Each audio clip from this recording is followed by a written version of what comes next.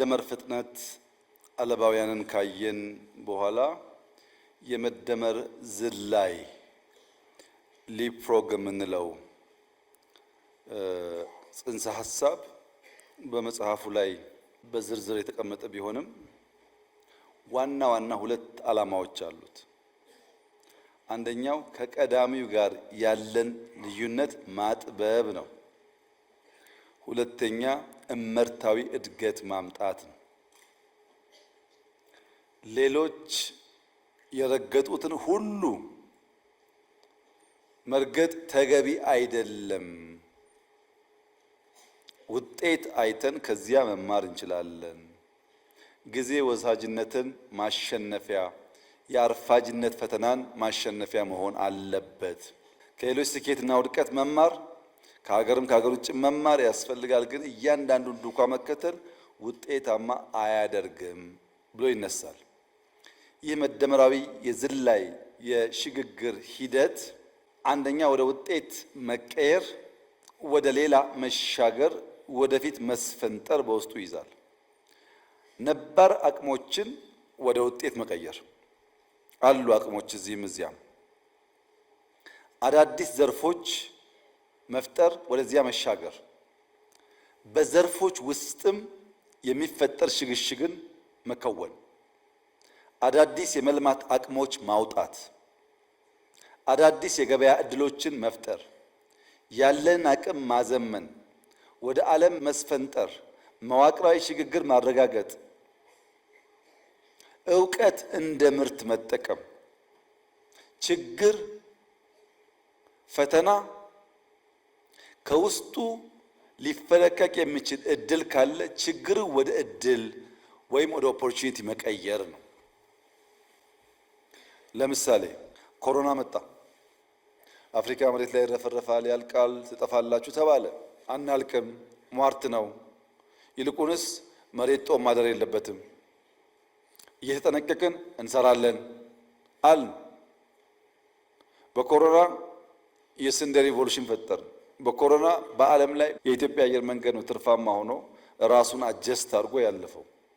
ችግሮች አሉ፣ ግን ከዚያ ውስጥ ኦፖርቹኒቲን ፈልቆ ማውጣት፣ ከዚያ ውስጥ መልካም እድል ፈልቆ አውጥቶ መጠቀም መቻል ይኖርብናል ነው። ችግር ጠልፎ የሚጥለን ሳይሆን ገፍቶ የሚያስፈነጥረን መሆን አለበት። በችግር ትብታብ ታስረን እንዳንቀር ተስፈንጥረን ወደምንፈልገው ነገር እንድንደርስ በአንዳንድ ጉዳይ ዝላይ ያስፈልጋል። የዝላይ ትኩረት ግን ሰው ተኮር ትውልድ መር መሆን አለበት። ሰው ላይ ያነጣጠረ መሆን አለበት። ብዝሃ ዘርፍ ሀገር አቀፍ መሆን አለበት። በምክክር ተግባቦት ፖለቲካዊ እልባት በሚያመጣ መንገድ መሆን አለበት። ዕውቀት ሸማች ብልጽግናን አምራች መሆን አለበት። ቀደም ብዬ እንዳነሳሁት ዱካ መከተል ቀላል ቢሆንም ዳሩ ግን ከሚፈለገው ግብ አንጻር ባጠረ ጊዜ ለመድረስ አያስችልም። አንድ ሰው ከዚህ እስከ አዳማ በእግሩ ሲሄድ ያን ዱካ ተከትለን ብንሄድ እሱ የወሰደበትን ጊዜ ያክል ይወስድብናል።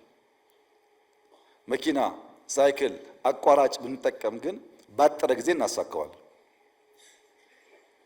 የእድገት መሰላሉን ደረጃ በደረጃ ለመውጣት መሞከር ሀብትና ጉልበት ያባክናል። ያስፈልጋል መሰላል፣ ግን እያንዳንዱን የላዳር ቼን መርገጥ የለብንም።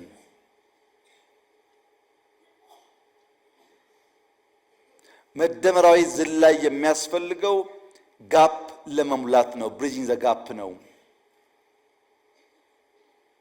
እመርታ ከቢግ ጃምፕ ውጪ ከሊፕፍሮግ ውጪ ሊመጣ አይችልም የሚል እሳቤ በውስጡ አለው። ምን አየን?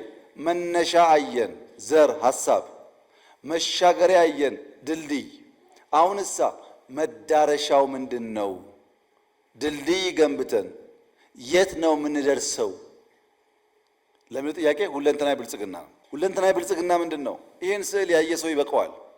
ፈረሶች መጋለብ ያው ልማዳቸው ተፈጥሯቸው ነው።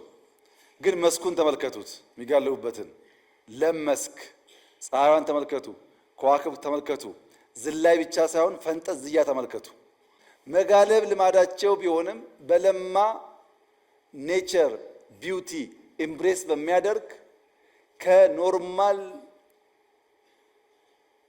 ግልቢያ ባሻገር ደስታ ያለበት አውድ ማለት ነው። ሁለንተናዊ ብልጽግና ማለት ገንዘብ ብቻ ሳይሆን ሁሉን ነገር በውስጡ ያሟላ ማለት ነው። የበለጸገ ግን ያልሰለጠነ፣ የሰለጠነ ግን ያልበለጸገ ሰው እንዳይኖር ማለት ነው።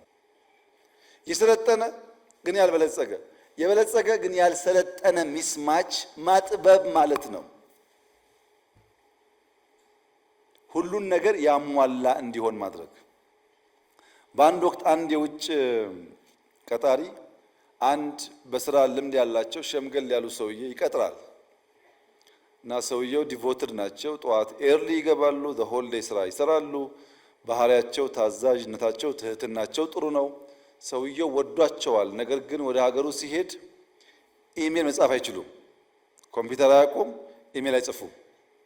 ጥሩ ናቸው፣ ይሰራሉ፣ ግን ለሪፖርት አይመቹም። ኢሜል ስለማያውቁ ወጣት አወዳድሮ ይቀጥራል። እሳቸው ይሰራሉ፣ አንተ ደግሞ አግዛቸው ኢሜሉ ምናምን ብሎ ይቀጥረዋል። ይሄ ወጣቱ ልጅ ኢሜል 10 ደቂቃ ይፈጅበታል። እንግሊዝኛ ችግር የለበትም፣ ኮምፒውተር ችግር የለበትም። ጻፍ ካደረገ በኋላ ፌስቡክ ነው። እሳቸው ከውጭ ሲገቡ አይነሳም። ደሞዝ እየተከፈለው ታላቅ ሲመጣ የማይነሳ ስራ የማያከብር በስራ ሰዓት የግሉን ጨዋታ የሚጫወት እና ሰውየው ሲመጣ ሊግባቡ አልቻሉም። ሲጠይቃቸው ትህትና የለውም፣ ግብረ ገብነት የለውም፣ የስራ ኤቲክስ አያከብርም፣ ለታላቅ አይነሳም። 10 ደቂቃ ሰርቶ 10 ሰዓት ይቀልዳል፣ ቲክቶክ ያያል። ደሞዝ የሚከፈለውን በስራ አይተገብርም ይሉታል። ልጁስ ሰውየው በጣም ኋላ ቀር ናቸው። ቲክቶክ የሚያስቅ በጣም ፕራንክ ልኬላቸው አይስቁም እና ዝም ብሎ ሙድ የላቸውም። ስራ እየሰሩ መዝናናት አይችሉም። ካልቸር ዲፍረንስ ነው። እሳቸው የሚያስቡበት ቫልዩ አላቸው፣ እሱ የሚያስቡበት ቫልዩ አለ። ሁለንተናዊ ማለት ምንድን ነው? ትጋትና ዘመን የዋጀ ብቃት ደምሮ መያዝ ማለት ነው። ትጋትና ዘመን የዋጀ ብቃት ግን ካልቸር ደግሞ ያበላሸ መሆን የለበትም ማለት ነው። ግብረ ገብነት ያጠፋ መሆን የለበትም ማለት ነው። ሁለንተናዊ ብልጽግና ስንል ያንን በሙሉነት ማረጋገጥ ነው።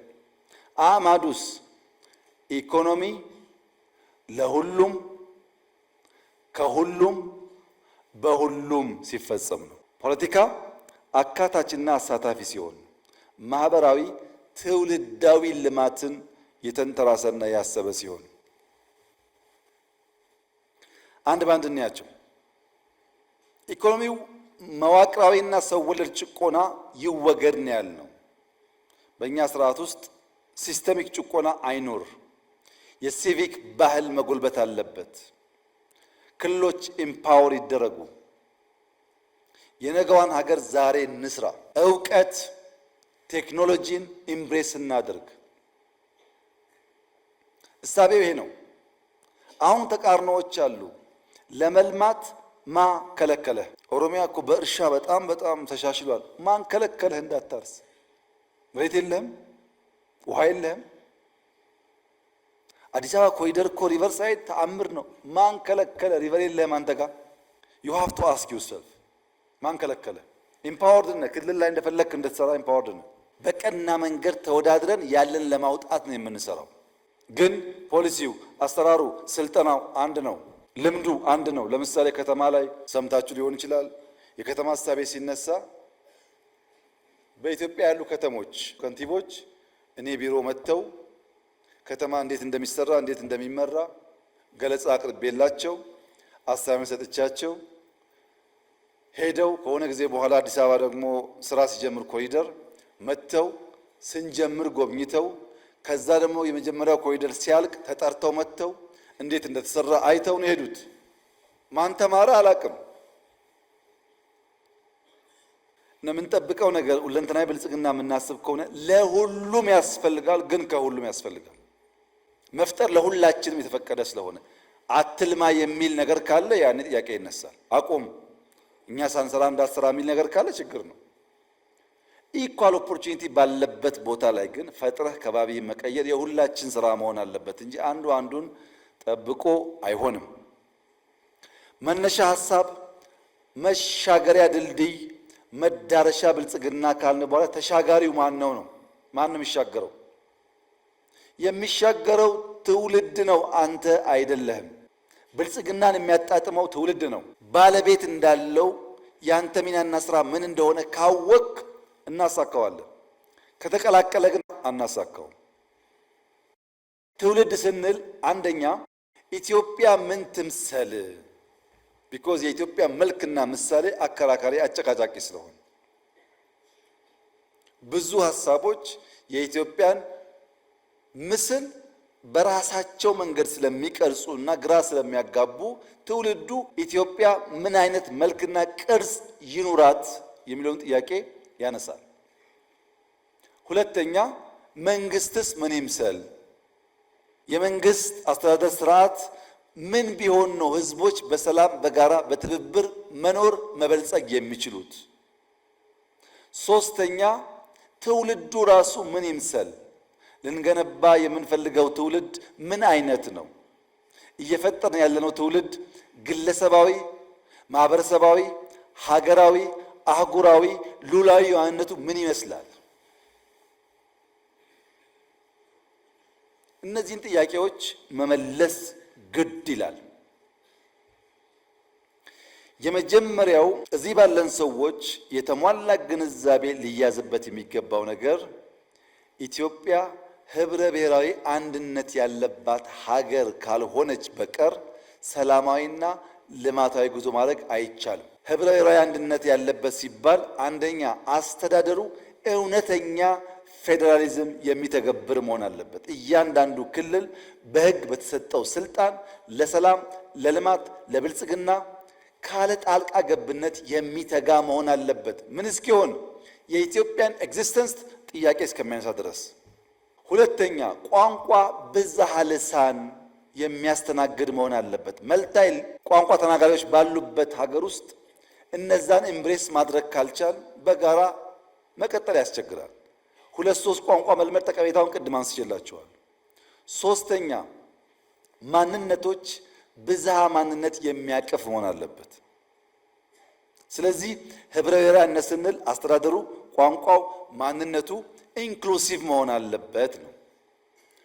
የወንድማማችነት እሴት ሲባልስ ሌላውን እንደራሱ የሚመለከት ብሔርና ሀገራዊ ብሔርተኝነትን ማስታረቅ የሚችል እኔ ኦሮሞ ነኝ፣ ምንም ችግር የለውም። ኦሮሞነቴ ኢትዮጵያዊ መሆኔን የሚያሰቃየኝ መሆን የለበትም። እኔ ሰው ነኝ፣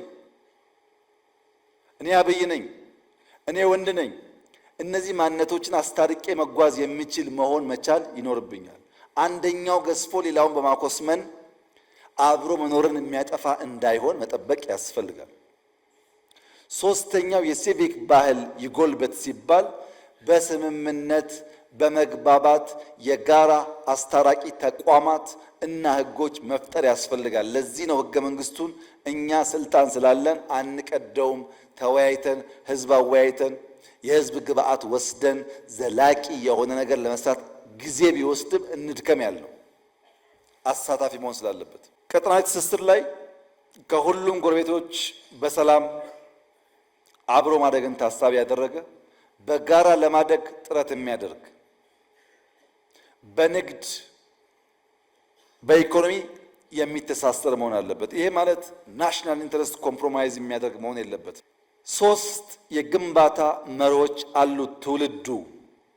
መደመር አፍርሶ የመጀመር የፖለቲካ ባህል ለኢትዮጵያ አይጠቅምም፣ መቆም አለበት ብሎ ያምናል።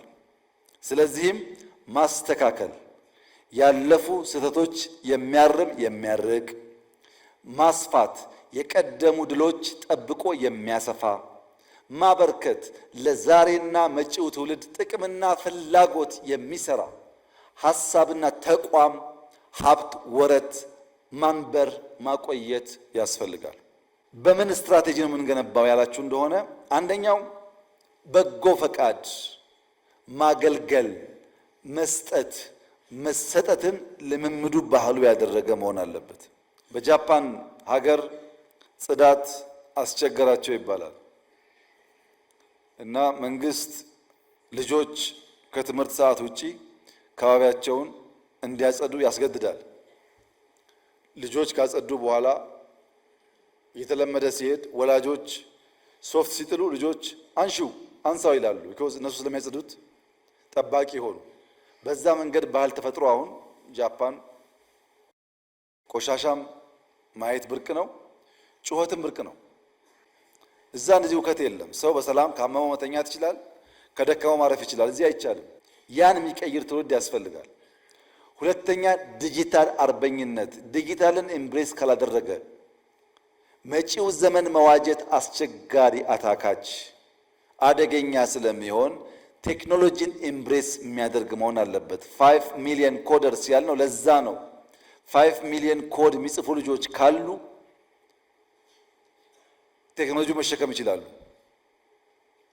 ቢኮዝ ከ5% ያላነሰ ሰው ኮድ የሚጽፋለን ማለት ነው። አሁንም ኢንቨስት የምናደርገው 5 ሚሊዮን ኮደርስ ለነገው አስተማማኝ ፋውንዴሽን ይሆናል። ሶስተኛው የትምህርት ተሐድሶ ኦል ኢንቴሊጀንስስ የሚያነቃቃ መሆን አለበት። እኛ እየመራ ያለን ሰዎች ከሁሉ በላይ ኢሞሽናል ኢንቴሊጀንሳችን ያደገ መሆን አለበት። ሌላውን የማናቃቸውን ጉዳዮች ኤክስፐርቶች መጠቀም እንችላለን። ኢሞሽናል ኢንቴሊጀንሱ ዊክ የሆነ ሰው ግን ችግር ነው፣ በጣም ችግር ነው። ለምሳሌ አንዳንድ ሰዎች ከሳይዛቸው በላይ ከስራቸው በላይ ያስጮሃሉ። በቴክስት ስራቸው አይጮሁም፣ እነሱ ያስጮሁታል። የላቁ የተሻሉ ለመሆን ያስተቃዩናል በቴክስት ግን ምን እያደረጉ ነው ስንል ቢሮአቸው አይጮሁም፣ አይናገርም ስራቸው።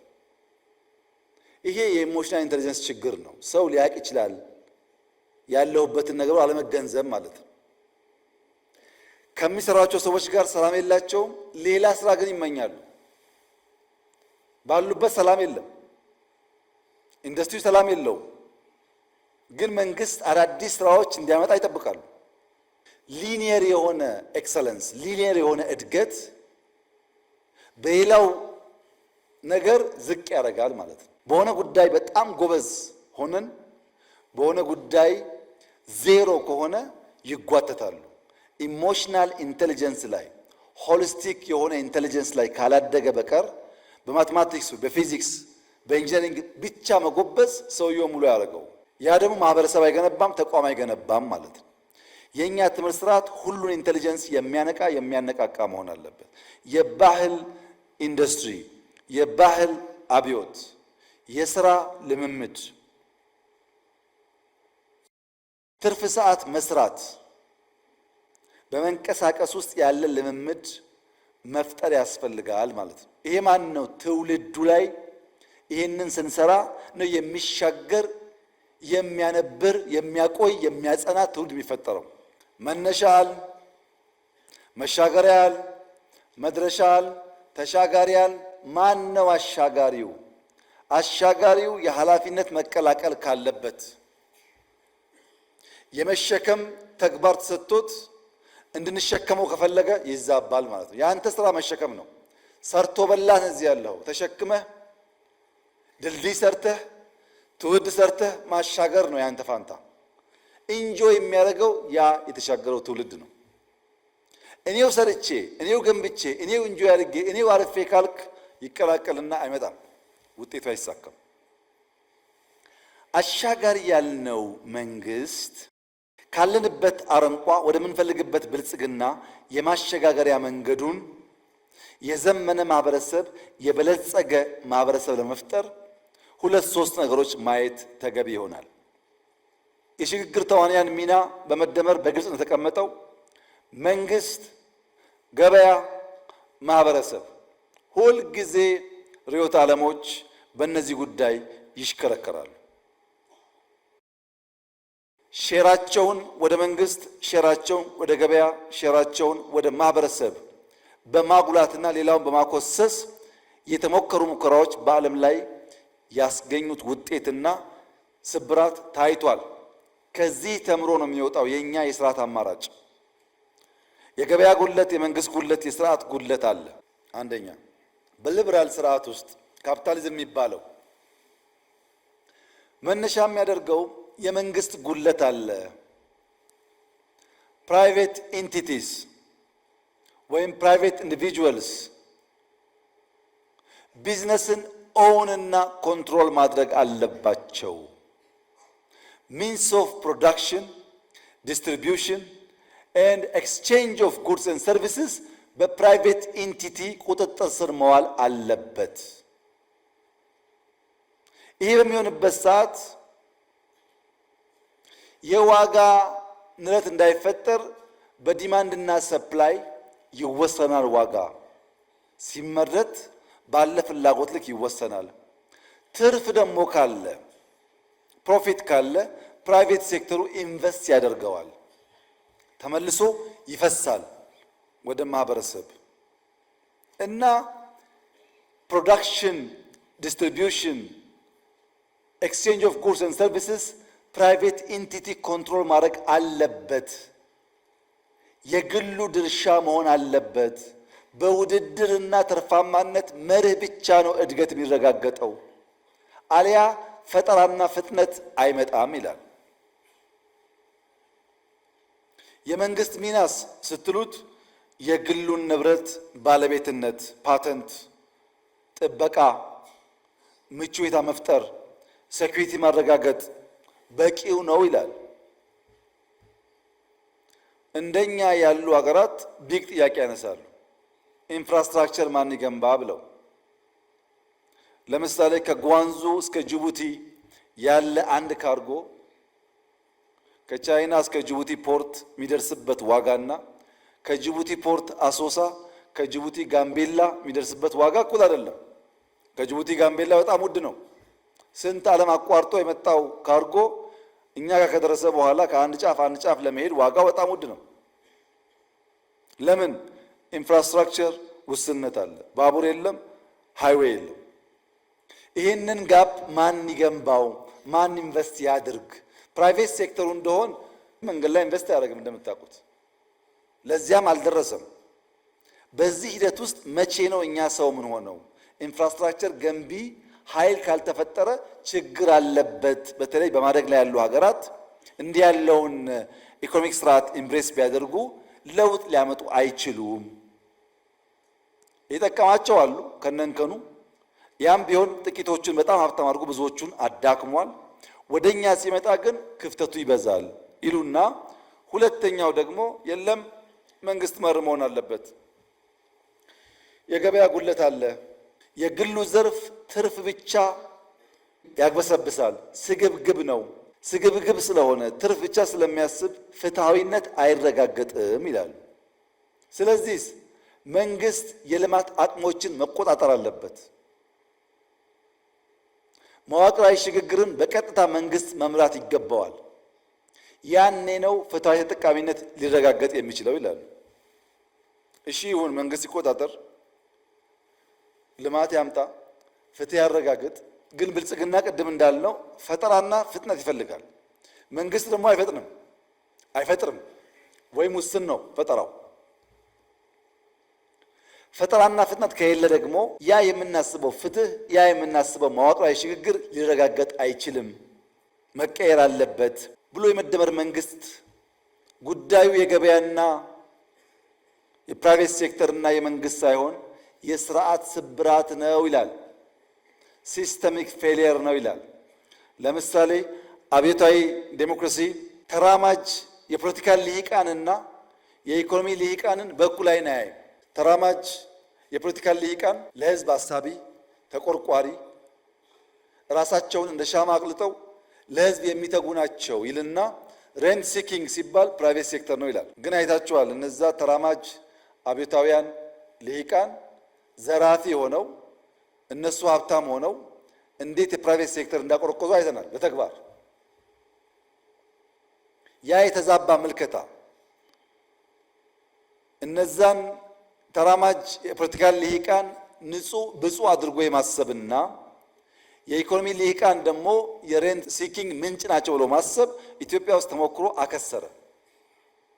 ስለዚህ ምን አለኛ መንግስት የነጠረ የታወቀ ሚና የሚጫወትበት መንግስት ከፕራይቬት መንግስት ከህዝብ መንግስት ከአጋር ድርጅቶች ተቀናጅቶ የሚሰራበት የመደመራዊ ፈጠራና ፍጥነት ያስፈልጋል። ያ ነው ሁለንተናዊ ብልጽግና የሚያመጣው። ለምሳሌ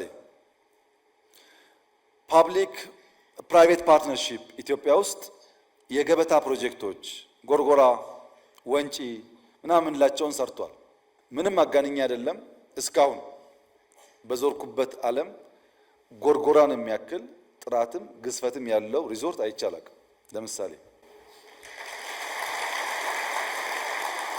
ይሄን የማያምን ሰው ጎርጎራ ብቻ ነው መሄድ ያለበት፣ ከዛ ይገባዋል።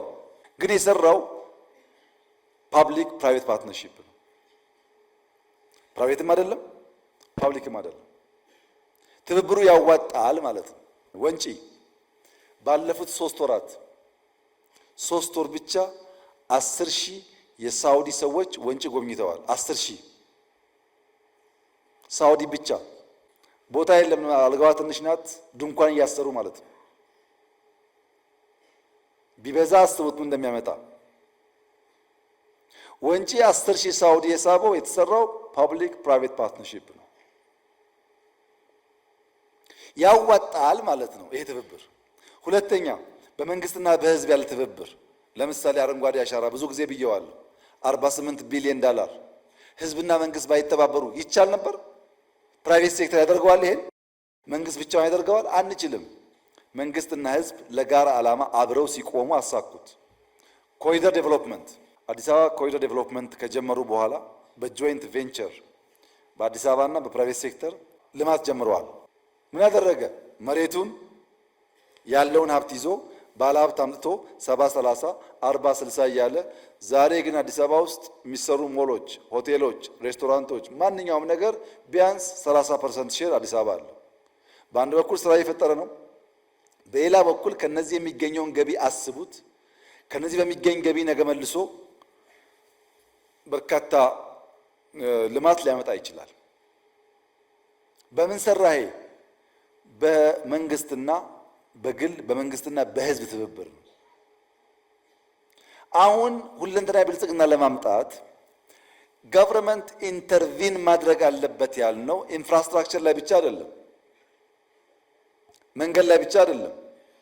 ለምሳሌ ኢንሳና ኤአይ ሰመር ኮርስ ብለው ወደ 1000 የሚጠጋ ተማሪ ሁለቱ ክረምት ወስደው አስተምረው ሰርቲፋይድ አድርገው ያወጣሉ በነፃ። አሁን ደግሞ ሁለቱም ስታርታፕ ቢልዲንግ አላቸው። ኤአይ ውስጥ የመንግስት ቢሮ አለ፣ ከጎኑ ደግሞ የስታርታፕ ቢሮ አለ። G+4 G+5 የሚሆን ትንሽዬ ህንፃ ገንብተው ኮምፒውተር፣ ወንበር፣ ኤቭሪቲንግ ዋይፋይ አዘጋጅተው ተማሪ አወዳድረው ከነ ሐሳቡ መጥቶ 3 ወር 4 ወር ተቀምጦ እነሱ ጋር 1 ብር ሳይከፍል ለቢሮ ለኢንተርኔት ሳይከፍል ፕሮጀክቱን እየሰራ ከፕራይቬት ሴክተር ጋር አያይዘውት ማሽሩም እያደረጉ እያባዙ ያወጡታል። መንግስት በራሱ ገንዘብ በራሱ ስፔስ በራሱ ጊዜ አዳጊ ትውልድን መልምሎ አስተምሮ አብቅቶ ከኢንዱስትሪ ጋር አስተሳስሮ ማውጣት መቻል ልክ መንገድ እንደመስራት ያለ ኢንተርቬንሽን ነው። እንዲህ ያለውን ሁለንተናዊ ብልጽግና ሊያረጋግጥ የሚችል መደመራዊ ፈጠራና ፍጥነት እናረጋግጥ ነው። የስታርታፕ ኮንሰፕት በጣም ከፍ ያለ ሀሳብ ነው። ቢሮ ሰርተህ ኮምፒውተር አዘጋጅተህ ጎበዝ ወጣት ታዳጊ አምጥተህ አሰልጥነህ ፕሮጀክት አሰርተህ ጋይድ አድርገህ ፕሮጀክቱን ደግሞ ማርኬት እንዲወስድ አገናኝተህ ከባለ ሀብት ጋር ስራ እንዲፈጥር አድርገህ መውለድ ብዙ በአፍሪካ ምድር የተለመደ ልምምድ አይደለም።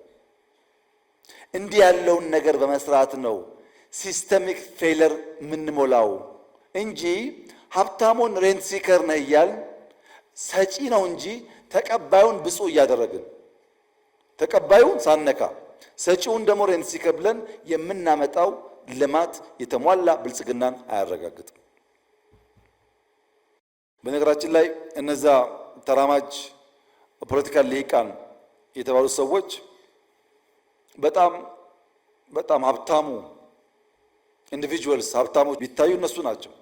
በዱባይ በአዲስ አበባ በምናምን በጣም ሀብታሞች እነሱ ናቸው። የተዛባ ምልከታ ነበር። ውጤቱም የፈረሰ ነው፣ የከሰረ ነው።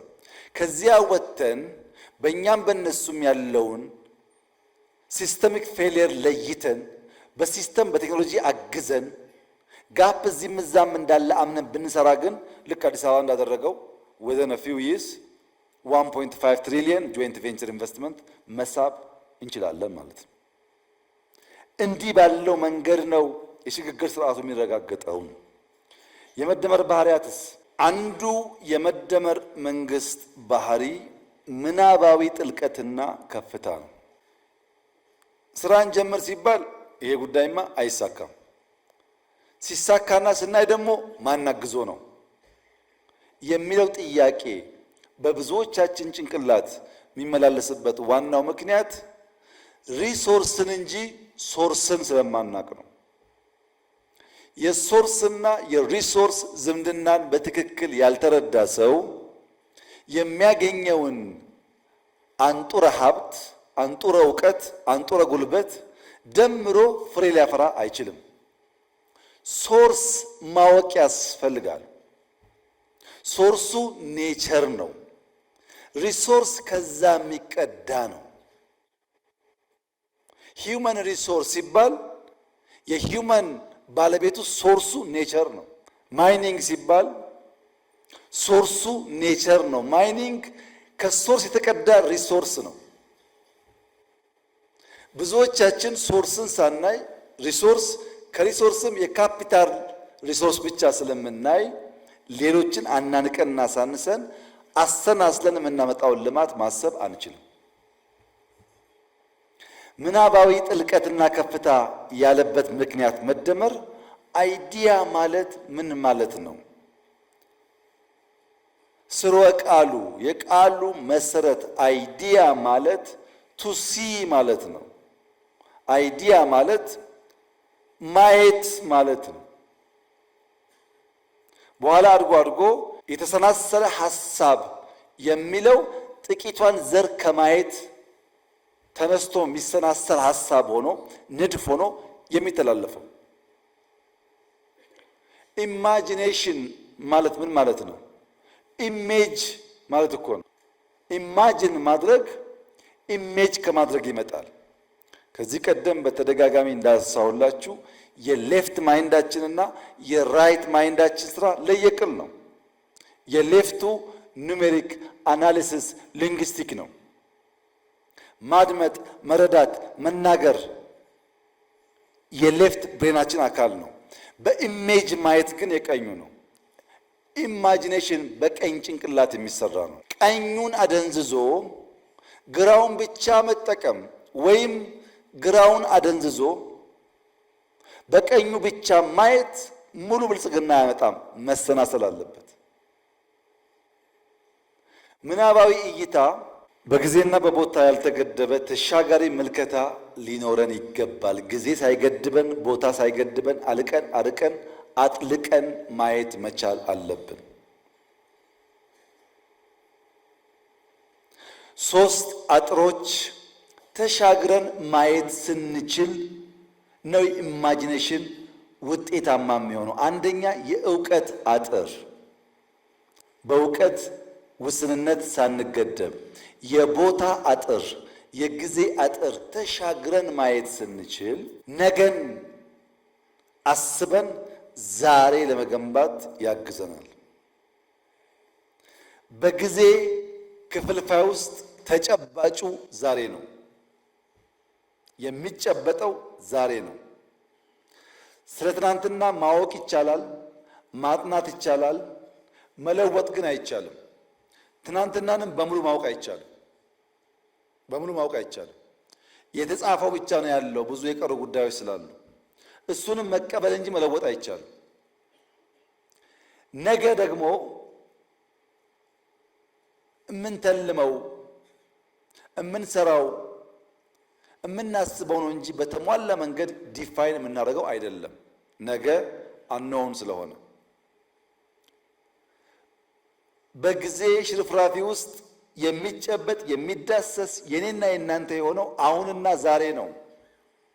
እሱም መጠቀም ስንችል ነው የተሻለ ነገ ልጆቻችን ሊኖራቸው የሚችለው። የጥልቀት ከፍታ፣ የማስተናሰል ከፍታ፣ ከችግር ባሻገር የመሆን ከፍታ ያስፈልጋል ማለት ነው። ሁለተኛው የማድረግ ፍላጎትና አቅም ነው። እውነታውን የተረዳ ለእውነት የሚጎዳ አመራር ያስፈልጋል። በትጋት የሚሰራ በአርአያነት የሚመራ። ትጋት ከቦታ ቦታ ይለያያል፣ ምንም ጥርጥር የለውም። አንዳንዶች እንዳንበሳ የሚተጉ አሉ፣ ስለሰሩም ውጤት አይተናል። በዛው ልክ ደግሞ የማይተጉ አሉ። ጀምሮ የሚፈጽም አልሞ የሚጨብጥ መሆን አለበት ባህሪያቱ። እንደ መንግስት የመደመር መንግስት ካሉት ባህሪያት አንዱ በአራቱ አይ የሚነሳው የመጀመሪያው አይ ኢንትረስት ነው። ለብልጽግና ለማደግ ለመለወጥ ፍላጎት አለ ወይ? ሁለተኛ ፍላጎት የወለደው አይዲያ አለ ወይ? አይዲያውን ከግለሰብ ወደ ማህበረሰብ ከአንድ ሰው ወደ ተቋም የመለወጥ ኢንስቲቱሽናላይዝ የማድረግ ጅማሮና ስራዎች አሉ ወይ? ተቋም ኢምፕሊመንት ያደርጋል ወይ? ኢንትረስት፣ አይዲያ፣ ኢንስቲቱሽን፣ ኢምፕሊሜንቴሽን አራቱን አይ ሲሟላ ፍላጎትና አቅም ወደሚጨበጥ ነገር ይቀየራሉ ማለት ነው። ተስፋ ማጣት ፍላጎትን ይገለዋል። አቅም የቱንም ያህል ቢገዝፍ ፍላጎት ከሌለበት ትርጉም የለውም። ተስፋ በማድረግ ፍላጎት መጨመር፣ ፍላጎት በመጨመር የማድረግ አቅም ማሳደግ ያስፈልጋል። የተያያዙ ጉዳዮች ናቸው። ፍላጎት ለመኖር ለመዝለቅ ለመቀጠል ሁላ የሚያስፈልገን ነገር ነው። በ1950ዎቹ ሳይንቲስቶች አንድ ምርምር አካሂደው ነበር። አይጦች ላይ በርከት ያሉ አይጦች ወስደው ኤክስፐሪመንት ሰሩ። አይጦችን በውሃ የተሞላ ገንዳ ውስጥ ጨመሯቸው። እነዛ አይጦች ለ15 ደቂቃ ብቅ ጥልቅ እያሉ ራሳቸውን ለማዳን ሙከራ አደረጉ። ከ15 ደቂቃ በኋላ መውጣት አንችልም፣ የመዳን ተስፋው የመነመነ ነው ብለው ያን ኤፈርት አቋርጠው ወደ ውሃው መስጠም መግባት ጀመሩ። ብቅ ጥልቁ እየቀረ መስመጥ ጀመሩ። ያኔ ሳይንቲስቶች ተስፋ እንደቆረጡ አውቀው አይጦቹን አወጧቸው። ከተወሰነ ጊዜ ቆይታ በኋላ ሁለተኛ ጊዜ በመሰል ገንዳ ውስጥ አስገቧቸው። እነዛ 15 ደቂቃ ሞክረው ተስፋ ቆርጠው የተው አይጦች በሁለተኛው ሙከራ 60 ሰዓታት እየወጡ እየገቡ ራሳቸውን ለማዳን ሙከራ አደረጉ። ስንት እጥፍ? 240 እጥፍ ቀድሞ ከነበረው ሙከራ ሞከሩ። ለምን? ባለፈው ሞክረው ስለዳኑ መዳን ይቻል ይሆናል ብለው ስላመኑ ከ15 ደቂቃ ወደ 60 ሰዓት አሳደጉት። ለምን? ተስፋ ስለያዙ። ይሄ ሳይንሳዊ ሙከራ ነው፣ ኤክስፐሪመንት ነው። ተስፋ ያለው ሰው፣ የሚሞክር ሰው፣ የሚተጋ ሰው፣ ነገን አርቆ የሚያይ ሰው የላቀ ውጤት ሊያመጣ ይቻለዋል። ያ ደግሞ እንዲሆን ተላማጅነትና ተለማጭነት ያስፈልጋል። አዳፕታቢሊቲ እና ፍሌክሲቢሊቲ ያስፈልጋል። ተመልከቷችን እስስት የምትባለው ማለት ነው። እዚህ ጋር የዚህኛውን ከለር ይዛለች፣ እዚህ ጋር የዚህኛውን ከለር ይዛለች። ራሷን አዳፕት አድርጋ ሰርቫይቭ ለማድረግ ከጥቃት ለመታደግ ሞክራለች። ይሄ የሚሰራባቸው ጊዜዎች አሉ። ፕራግማቲስት መሆን ያስፈልጋል። ፕሮግረሲቭ መሆንም ያስፈልጋል። ፕራዮሪታይዝ ማድረግም ያስፈልጋል።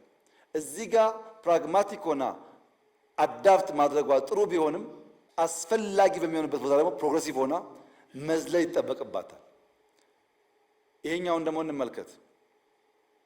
የአሳው ጃር ይሄ ነው። ብዙ አሳ በትንሽ ጃር ውስጥ በትንሽ ውሃ ውስጥ አሉ። ይሄኛው አሳ ግን ወሰነ። ከፊት ለፊቴ ይሄን የሚያክል ጃርና ውሃ እያለ ዝም ብዬ አልቀመጥም ብሎ ከዚህ ዘሎ ለመግባት ሞከረ። ይሄ ሙከራ አደጋ አለው። ሞት፣ አለመከናወን፣ አለመሳካት ሊያስከትል ይችላል። እብድ ያስብላል። ጊዜያዊ ህመም ሊያስከትል ይችላል። ዘላቂውን ግብ አተኩሮ የማይነሳ ማንኛውም ሰው ሹክሹክታውን፣ ወሬውን፣ ሐሜቱን ከሰማ የሰላ ትጋት የማያደርግ ከሆነ በጩኸት የሚሸበር ከሆነ ይሄን አይሞክርም። ይሄ ሪስክ አለው። አልፎ አልፎ አዳፕታቢሊቲ ብቻ ሳይሆን ፕሮግረሲቭ መሆንም ያስፈልጋል። ሊፕ ማድረግ ያስፈልጋል። ይሄ አይነት ሙከራ ግን ሪስክ አልባ፣ ውድቀት አልባ፣ ጩኸት አልባ መሆን አይችልም። ከተለመደው ልምምድ ባሻገር ስለሆነ ጩኸቶች ይኖራሉ። ያን ለመሻገር የፈቀደ መሆን አለበት። የሽግግር ትስስር በመደመር መንግስት ውስጥ ሶስት ጉዳዮች ላይ ያጠነጥናል። አንደኛው መንደርደሪያ፣ ሁለተኛው መሻገሪያ፣ ሶስተኛው መስፈንጠሪያ ነው። መንደርደሪያው አቅምን ከችግር ማላቀቅ ነው። ችግርን ከአቅም ከእድል ማላቀቅ መንደርደሪያ ነው። መሸጋገሪያው መደላድል መሰረት መጣል ነው። መስፈንጠሪያው ማሳለጥና ማሳሰር ነው። ሰሞኑን ያያቸዋቸውን ሰብጀክቶች አንድ በአንድ ስናይ ከተማና ግብርና መንደርደሪያ ናቸው። አቅምን ከችግር ማላቀቂያ ናቸው። ቱሪዝምና ማዕድን መሸጋገሪያ ናቸው። መደላድል የሚፈጥሩ መሰረት የሚጥሉ ናቸው። ኢንዱስትሪ መስፈንጠሪያ ነው። ዲጂታል የሚያስተሳስር ነው። በጉብኝታችሁ ግብርና አይታችኋል፣ ከተማ አይታችኋል፣ በተወሰነ ቱሪዝም አይታችኋል፣ ኢንዱስትሪ አይታችኋል፣ ዲጂታል አይታችኋል። ለምን? መንደርደሪያ፣ መሻገሪያ፣ መስፈንጠሪያ፣ ማስተሳሰሪያ ሴክተሮቻችንን በድምር መገንዘብ እንድትችሉ ነው። አንድ በአንድ እንይ። ግብርና አንደኛ በአዲስ እይታ መምራት፣ የአመራሩን ሙሉ እገዛ መስጠት፣ የግሉን ዘርፍ ማሳተፍ፣ ማህበረሰቡን ባለቤት አድርጎ የስራው አካል ማድረግ ያስፈልጋል። ለምን? ግብርና አዳጊ ሟች ነው። ምርታማነት እየጨመረ ነገር ግን በእኛ ኢኮኖሚክ እድገት ውስጥ ያለው ድርሻ እየቀነሰ ነው የሚሄደው። እኛ ግብርናን እንደ አንድ መነሻ ሴክተር የወሰድነው አቅሙን ገና አሟጠን አልተጠቀምንበትም። ስለዚህ ከተረጂነት ወደ አምራችነት መቀየር አለብን። ያን ለማድረግ መሬቱ፣ ውሃው፣ ጉልበቱ አለ፣ ምርምሩ አለ፣ ሙከራዎች አሉ። በርትተን ብንሰራ ተረጂነት ታሪክ፣ አምራችነት የኛ የነገ መገለጫ መሆን ይችላል። ለዚህ ደግሞ የገጠር ሽግግር እናረጋግጥ። የገጠር ሽግግር ማለት በነፍስ ወከፍ አምርቶ ከመብላት ምንበላውን ለነገ የምናቆየውን ተሻግረን ለገበያ የምናወጣው ምርት ይኑረን። ከነፍስ ወከፍ ወደ ገበያ ይሸጋገር። በእያንዳንዱ አርሶ አደር ማሳ ያለው ከመብላት ያለፈ ይሁን። ለክፉ ቀን ከማቆየት ያለፈ ይሁን። ለገበያ የምናውለውን ያክል እናምርት። ያ እንድናደርግ ምርጥ ዘር እንጠቀም፣ ማዳበሪያ እንጠቀም፣ ኤክስቴንሽን ሙያተኛ እንጠቀም፣ ኩታ ገጠም እናድርግ፣ ማሽን እንጠቀም። ፖሲቢሊቲው አለ። ግብርናን ከአንድ ሲንጉለር ከሆነ እሳቤና አሰራር ወደ ብዝሃ ገጠር እንቀይረው። ግብርና ማለት እንስሳትም፣ አሳም፣ የባዮጋዝ ኢነርጂም መልታይ ዳይሜንሽናል አክቲቪቲስ ያሉበት መሆን ይችላል። ግብርና ሲባል በሬና ገበሬ ብቻ አይደለም። ከዛ ያለፈ ሚና እንዲጫወት ማድረግ ይቻላል። የአኗኗር ዘያችንስ ከመበተን ወደ መሰብሰብ፣ ከጭቃ ወደ ጡብ መሸጋገር አለበት። እንጨት ማገዶ ከመጠቀም ባዮጋዝ ወደ መጠቀም ማደግ አለበት። የአርሶ አደሩ አርሶ የማምረት ሂደት አይበገሬ መሆን አለበት። በክላይሜት ምክንያት የሚቆም መሆን የለበትም። እና ምን እናርግ? የጀመርነውን እናባዛ። አዳዲስ በየአካባቢያችን እንፍጠር፣ እንጀምር። በአርሶ አደሩ አርብቶ አደሩ ኑሮ ይገለጥ ለውጡ። አርሶ አደር ቡና ሽጦ ሀብታም ከሆነ አርብቶ አደር ወተት ሽጦ የተሻለ ኑሮ ካለው ላይፉን በመቀየር እናረጋግጠው። ግብርናችን የአርሶ አደሮቻችን ሕይወት የቀየረ ከመብላት ያለፈ ለክፉ ቀን ከማቆየት ያለፈ ገበያ የሚያረጋጋ ከገበያ አልፎ ደግሞ ወደ ውጭ ወጥቶ ተጨማሪ ሀብት የሚያመጣ እናድርገው ነው። ሁለተኛ ከተማ መስፈንጠሪያ ነው። ከተማ ላይ የጀመርነው ስራ ኢምፖርታንት ነው።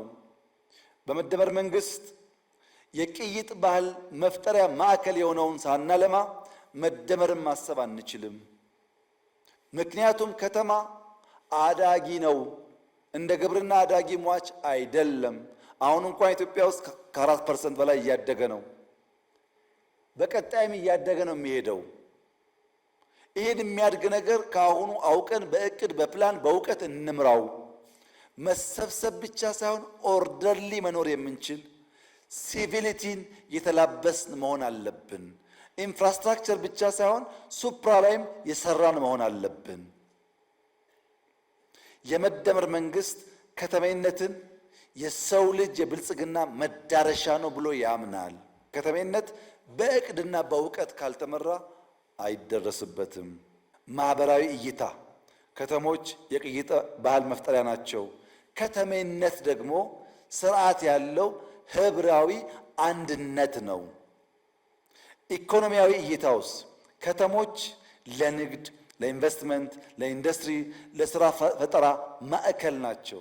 ፖለቲካዊ እይታውስ የዳበረ የፖለቲካ ስርዓት መፍለቅ የሚቻለው ከተሞች ውስጥ ነው። የሲቪክ ባህል መሰረት የውይይት የንግግር ባህል የሚገነባው ከተማ ውስጥ ነው። በእነዚህ ምክንያት ከተማና ከተሜነት በእውቀት መመራት አለበት እንጂ በከተማ መሃል ሽንት ቤት እንዲያልፍ ማድረግ፣ ከተማን ማቆሸሽ፣ ከዚያ በሽታ መውለድ ተገቢ አይደለም።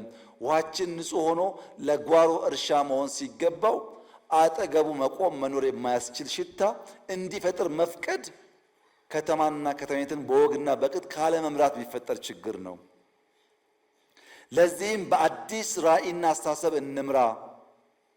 ከግብዓት እስከ ገበያ በፈጠራ ማገዝ አለብን።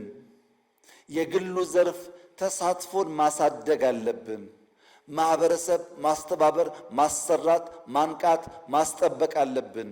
ትውልዱን መታደግ አለብን። ከጫት ቤት መናጠቅ አለብን። ከሽሻ መናጠቅ አለብን። ፓርክ ስንሰራ፣ ስታዲየም ስንሰራ፣ ወክዌይ ስንሰራ ለዜጎቻችን ዛሬ ሳይሆን በስተርጅና የተሻለ ጤና እንዲኖራቸው ያስችላል። ከተሜነት ክሪቲካል ነገር ነው። በእውቀት እንምራው፣ በቅርበት እንምራው፣ እየኖርንበት እንምራው። ያን ስናደርግ ብልጽግናን እናረጋግጣለን። ሲንጋፖር እንደ ፒያሳ ነበረች። ወሰኑ፣ ጨከኑ፣ ቆፈሩ፣ ጎተቱ፣ ሰሩ፣ ተከሉ። አሁን በዓለም ቤስት የሚባል ሲቲ፣ ንጹህ ሲቲ ፈጠሩ። እኛ ምን እንችላለን? እንስራ ነው። ቱሪዝምን ከቅርስነት ወደ ቁርስነት እንቀይረው ነው። ቅርሱ አለ፣ ግን ቁርስ መሆን አልቻለም።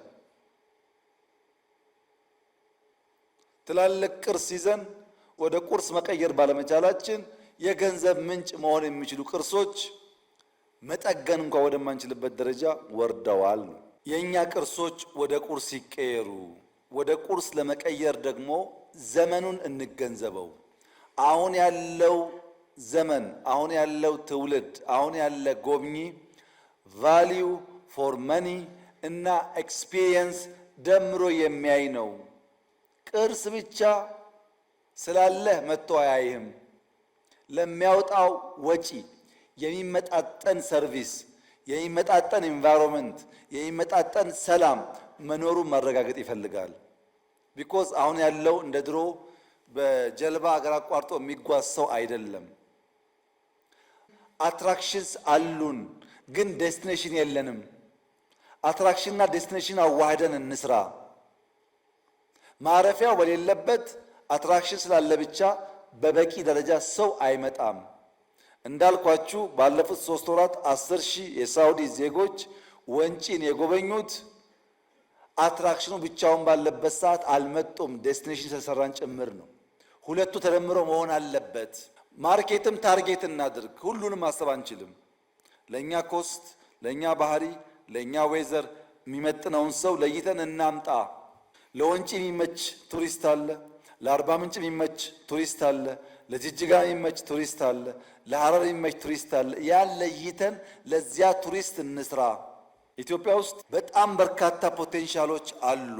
ከፖቴንሻሉ አንዱ ጋስትሮኖሚ ነው። ጋስትሮኖሚ በብዙ ሀገራት የቱሪስት አትራክሽን እየሆነ ነው ያለው። ጋስትሮኖሚ ማለት ሎካል ምግቦች ለዚያ ቱሪስት እንዲመች አድርጎ ማዘጋጀት፣ ከዚያም ባሻገር ደግሞ እሱም እንዲሳተፍ ማድረግ። ለምሳሌ እንጀራ ቅመስ ሳይሆን እንጀራ እንዲጋግር ማድረግ፣ ቀይ ወጥ ብላ ሳይሆን በሼፍ የታገዘ ትንሽ ፓርቲስፔት እንዲያደርግ ማድረግ፣ ቤስት ኤክስፒሪየንስ መፍጠር። ሰው አርባ ምንጭ ሄዶ በጣም በርካታ ሎካል ምግቦች አሉ። ሰርተን ስንሰራ እያሳየን በኦፕን ኪችን እንዲሳተፍ እያደረግን ቱሪስቱ እንዲበላ ብናደርገው አርባ ምንጭን ብቻ ሳይሆን ምግቡንም አይረሳውም። ጋስትሮኖሚ ማለት እሱ ነው። ጨንቻ አካባቢ ያለን ሸማ ከምናለብሰው ሸማ ሲሸመን ስራ ሞክር ብለን እንዲሰራ እያደረግነው ልብስ እንዴት እንደሚሰራም ብናሳየው ያ በራሱ ትልቅ የቱሪስት አትራክሽን መሆን ይችላል። ፋሽን ታይቶ የማይጠገብ ፋሽን ነው ኢትዮጵያ ውስጥ ያለው። ዋይልድ ላይፎች በጣም ብዙ ቦታ አሉ። አጥረን ብንጠብቃቸው በጣም ብዙ መጠበቅ የሚችሉ ቱሪስት መሳብ የሚችሉ አሉ። አልጠበቅናቸውም። አድቬንቸርስ አሉ፣ ሩጫ አለን፣ የሃይማኖት በዓላት አሉ። አሁን ለምሳሌ መስቀልን ብትወስዱ መስቀል አደባባይ የሚደረገው የመስቀል ፕሮግራም ብዙ ሀገር እኮ እንደዛ የለም። በጣም የሚያጓጓ ነገር ነው። እስላም፣ ክርስቲያን፣ አማኝ፣ አላማኝ ሁሉም ሰው ቢያየው ዘሆል ስርዓቱ በጣም የሚስብ ነው። ሌላውም የኛ በዓሎች በዛ መንገድ ለቱሪስት መስህብ እንዲሆኑ ማድረግ ይቻላል። ነገር ግን ለቱሪስት ሳቢ ለማድረግ ለሁሉ ነገር ስቶሪ ያስፈልጋል። የኛ ነገር ደረቅ ነው። መሳጭ ሳቢ ታሪክ የለውም። በሚድ 17 ሴንቸሪ አንድ ንጉስ ነበር በህንድ ሀገር ውስጥ ሻሃ ጃሃን ይባላል። የሻሃ ጃሃን የሚባል ንጉስ ሚስቱ በወሊድ ምክንያት ሙምታዝ መሃል የምትባል ሚስቱ ትሞታለች ስትወልድ። ለሙምታዝ መሃል ህልፈት መታሰቢያ እንዲሆን መቃብሯን 22 ዓመት የፈጀ ስራ ይሰራል። ይሄ ኪንግ የእሷ መቃብር 22 ዓመት የፈጀው መታሰቢያዋ ማለት ነው። ያው እንደ ሐውልት አስቡት። አሁን በህንድ ሀገር ውስጥ ታጅ መሃል የሚባል ቦታ ሰዎች በሰልፍ የሚጎበኙት የአንድ ንጉስ ባልተቤት በወሊድ ምክንያት አርፋ ለሷ የተሰራ መታሰቢያ መቃብር ቦታ ሰው ተሰልፎ ያያል። አንተ ግን ላሊበላን የሚያክል ሶፍ ዑመርን የሚያክል ምናምን ተሸክመህ ስቶሪ መፍጠር ስለማትችል ለአትራክሽን ዴስቲኔሽን ስለማትሰራ የማየት የማሳየት ልምምድ ስለሌለህ ስንት የሚንጋጋበት ቦታ መግቢያ መውጫ የሌለው በሌሊት ወፍ የታጀበ ሽታው የማያስገባ የተጣለ ሆኖ እኔና እናንተ የህንዱን በማድነቅ መከራችን እናያለን። ስቶሪ በጣም ኢምፖርታንት ነው። መጀመሪያ ካፓቢሊቲስ ያሉንን ካፓቢሊቲስ አይደንቲፋይ እናድርግ። ብዙ ነገር ነው ያለው፣ እንወቅ። አንድ አይነት መሆን የለበትም። በየአካባቢ ያለውን ጸጋ ለይተን እንወቅ። ከዛስ ኮንሰርቭ እናርግ፣ ኮንቨርት እናርግ። ያወቅነውን እንጠብቅ። ወደሚታይ፣ ወደሚጨበጥ፣ ወደሚጎበኝ ነገር እንቀይረው። ጉብኝቱ ደግሞ እንዲያድግ ኮመርሻላይዝ እናድርግ። ይሄ የቱሪዝም ሚኒስቴር አይሰራውም፣ ጠቅላይ ሚኒስትር አይሰራውም፣ የክልል ፕሬዝዳንት አይሰራውም። እንደ ማህበረሰብ በጋራ ታሪካችን፣ ቅርሳችን፣ ቦታችን የማድነቅ የማወደስ የማክበር እና የማሳወቅ ስራ እንስራ። የሁላችን ስራ መሆን አለበት። ኮሌክቲቭሊ የሀገር ሀብት መሆኑን አምነን በሃሽታግ ፕሮሞት ብናደርገው ከፍተኛ ሀብት ሊያመጣልን ይችላል። ለምሳሌ በዚህ ዘመን ሃሽታግ ብናደርግ ሃሽታግ አክሱም፣ ሃሽታግ ሰሜን ማውንቴን፣ ሃሽታግ ባሌ ብንል ስንት ዓለም መድረስ ይችላል። ሌላው ማዕድን ከፍተኛ ጠቀሜታ አለው። ኢትዮጵያ ውስጥ እንደ እርግማን ይቆጠር ነበረ። እንደ እርግማን የሚያስበውን እሳቤ ብሬክ አድርገነዋል። የለም አሁን እርግማን አይደለም። ነገር ግን ከፍተኛ የውጭ ምንዛሪ አምጥቶ ለመስፈንጠር ሊያግዘን ይችላል። ምን ከሆነ የማዕድን ሪሶርስ the resource is the property of the citizen ይባላል። ፕሮፐርቲው የማህበረሰቡ ነው። ማዕድን የሲቲዝኑ ሀብት ነው። ነገር ግን ማኔጅመንት ኦፍ ዘ ሪሶርስ ኢዝ ዘ ሪስፖንሲቢሊቲ ኦፍ ዘ ገቨርንመንት ነው።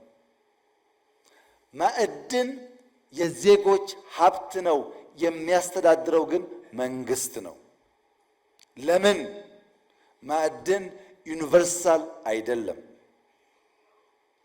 ውስን፣ አላቂ፣ አንድም ማህበረሰብ የሚያስፈነጥር ስለሆነ የህዝብ ሀብት ነው።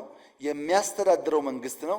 የሚያነቃቃው ግን ሁለንተናዊ የኢኮኖሚክ እድገትን ማረጋገጥ ነው። ለምሳሌ ጋዝ ለኢንዱስትሪ ፊውል ነው። ማንኛውም ኢንዱስትሪ እንደ ፊውል ይጠቀመዋል ጋዝን። ለሶይል ምግብ ነው፣ ማዳበሪያ ነው። ሶይልን፣ አፈርን በጋዝ አማካኝነት ካልመገብከው ሶይል አንተን አይመግብህም። ትሩ ጋዝ ሶይልን ፊት ያደርጋለህ። ሶይል ደግሞ ፕሮዳክቲቪቲ ያሳድጉ አንተን ፊት ያደርጋል። ይሄ የያዘ ሳይክል ነው። ሶስተኛ ለሃውስሆልድ ኢነርጂ ነው። ኮስት ኦፍ ሊቪንግ ይቀንሳል። ሎጂስቲክስ ይቀንሳል ዋጋ። የትራንስፖርት ሚንስ ያሳድጋል። ጠቀሜታው ብዙ ነው። ሌላው ማዕድን ይሄ ባህሪ ያለው። ታዲያ ምን እናድርግ? ማዕድንን እንዴት መጠቀም እንዳለብን ፕላን ማድረግ አለብን። ፕላን ስናደርግ ዲስከቨሪ እና ኤክስትራክሽን መለየት አለብን። ዲስከቨር የተደረገን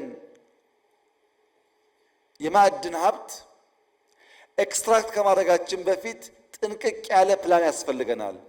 አላቂ ጠፊ ነው፣ ሊበላ ይችላል። አለ በቂ አይደለም። ያለውን ወደ ልማት ስንቀይር የተሟላ እቅድ ያስፈልገናል። አንዳንዱ ሚኔራል በጊዜ ውስጥ ውድና ተፈላጊ ይሆናል። ለምሳሌ ሬር ሚኔራልስ የሚባሉት ሊቲየምን ብቻ ብንወስድ የዛሬ 15 ዓመት ሊቲየም ምንም አልነበረም። ምንም አፈር በሉት። ዛሬ ሊቲየም የሁሉ ኮምፒውተር የሁሉ ኢነርጂ አንቀሳቃሽ ኤሌመንት ስለሆነ በ15 ዓመት በከፍተኛ ፍጥነት ተፈላጊነትና ዋጋው እያደገ መጥቷል። አሁን የማናውቀው የሆነ ሚኔራል በሆነ ጊዜ እንደዛ ሊሆን ይችላል። ዛሬ አታውቀውም ማለት ነገ አይፈለግም ማለት አይደለም። ፕላኒንግ በጣም ክሪቲካል ነው ማለት ነው። ነገር ግን ይሄ ሴክተር ከሬጅ ይፈልጋል፣ ኤንዱራንስ ይፈልጋል። ሀብቱን ከመጠቀማችን በፊት ከፍተኛ ኬሬጅ እና ኤንዱራንስ ከሌለ አስቸጋሪ ነው። እንደ ሌሎቹ ዘርፎች ቀላል አይደለም። ካፒታል ኢንቴንሲቭ ነው። ሃይ ሪስክ አለው። ኢንቨስት አድርገህ ላታገኝ ትችላለህ። ሀብትህን ሎንግ ጁር ነው። ዛሬ ኢንቨስት አድርገህ ነገ አታገኝም። ይህን ተገንዝቦ የሚያውቅ ሴክተሩ የገባው ሀብት ያለው እውቀት ያለው ውስን ሰው ነው። ያን ውስን ሰው ሄድ ሃንት ማድረግ ይፈልጋል። ዛሬ እኛ ኤንድ ዩዘር ነን፣ አናመርትም፣ ላይገባን ይችላል። ልጆቻችን ሲያመርቱ ግን ያ ሀብት በጣም ክሪቲካል ነው የሚሆነው።